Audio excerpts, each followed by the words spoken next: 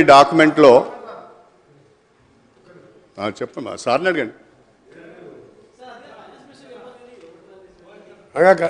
ఒకరి పెద్దలు గౌరవనీయులు శ్రీహరి గారు గతంలో టీఆర్ఎస్ పార్టీలో ఉండి వాళ్ళకి మేనిఫెస్టో పెట్టి పక్కకు పెట్టడం మోసం చేయడం అలవాటు కాబట్టి మేము కూడా అట్లా చేస్తాం అనుకుంటున్నాం. మీరు ప్రతి దానికి అడగలేదు అధ్యక్ష. వచ్చిన రెండవ రోజే ప్రతిపక్షం అంటే దాని ప్రతిపక్షానికి మీరు ప్రతిపక్షం కాదు, ఫ్రస్ట్రేషన్ పక్షం. అధికారం పోయింది, ఏం చేయాలి అంటున్నాడు. మా రేవంత్ రెడ్డి గారు కాదు, మన హరీష్ రావు గారు అంటున్నారు నేనే సీఎం అయితే అని. అంటే కొంచెం ప్రాబ్లం వచ్చింది అంతే వీళ్ళకి. దానికి మనం ఏం చేయలేదు, ఇక దాన్ని ఎవరేం చేయలేరు. ఇక దేవుడు కూడా కాపాడలేడు.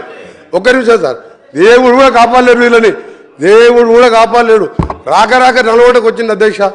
మన వర్షాలు లేక ఇబ్బంది పడుతున్నాం, మంచినీళ్ళు జగన్మోహన్ రెడ్డి బిర్యానీ తినిపించిండు, రాసిచ్చిండు.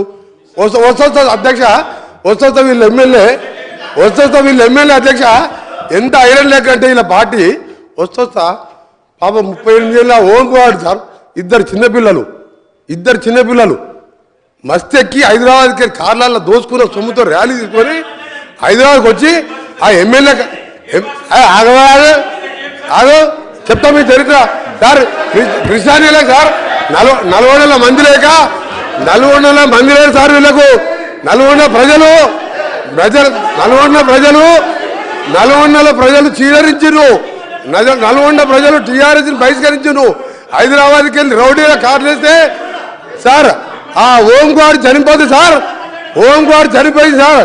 ఇద్దరు చిన్నపిల్లలు మన నేను లేకుంటే ఓంకువాడు చనిపోతే కనీసం మా జిల్లా ఉన్న ఏకైక ఎమ్మెల్యే కానీ కేటీఆర్ గారి ఆ కుటుంబాన్ని ఆదుకుంటామని అంటలేరు సార్. ఎంత దరిద్ర రాక జిల్లాకు వచ్చి ఓ మనిషిని పొట్టలు పెట్టుకుని ఈయన మేనిఫెస్టో గురించి మాట్లాడుతున్నాడు సార్. ఒకటే చెప్తుంది సార్, ఈయన మేనిఫెస్టో 2001లో పార్టీ పెట్టింది సార్. నీ దుకాణం మంత్రి గారు దుకాణం సార్. ఒకటి సార్ అసలు బయటకు వస్తున్నా సార్, అసలు బయటకు వస్తున్నా. అరే మీ చరిత్ర చెప్తా సార్. 2001లో సార్ కేసీఆర్ గారు పార్టీ పెట్టిండు సార్. పార్టీ పెట్టినప్పుడు ఏం చెప్పిండు సార్, ఈ రాష్ట్రానికి మొదటి ముఖ్యమంత్రి దళితుడే. కేసీఆర్ మాట అంటే మాటే, ఆ మాటకి కాకుండా నా తల తీసుకుంటా అన్నాడు. తల ఉందా సార్ కేసీఆర్ది? దళితుడు ముఖ్యమంత్రి చేసిన దళితుడు ప్రతిపక్ష నాయకుడు అయితే, అదే బట్టి విక్రమ్ దళితుడు ప్రతిపక్ష నాయకుడు అయితే ఆయన గడుకోసారి ఆ స్థానం చూడలేక 13 సార్ చాలా ఇంపార్టెంట్ సార్, ఇది చాలా ఇంపార్టెంట్. మేనిఫెస్టో గురించి మాట్లాడినప్పుడు మేము మాట్లాడాలి సార్. దళితుడు ప్రతిపక్ష నాయకుడు అయితే ఓర్వలేక 13 మంది ఎమ్మెల్యే మాది అంగట్లో పశువులను పోయినట్టు కొని మా దళిత ప్రతిపక్ష నాయకులు ఈ రోజు మేనిఫెస్టో గురించి మాట్లాడతా కేసీఆర్ గారు. మేనిఫెస్టో టీఆర్ఎస్ పార్టీ నీ అబద్ధాల పార్టీ.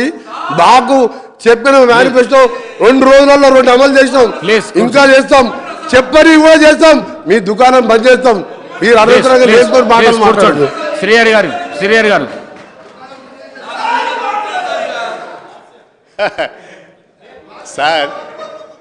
సార్ ఇప్పుడు మీకు అర్థమై ఉంటుంది సార్. మా ముఖ్య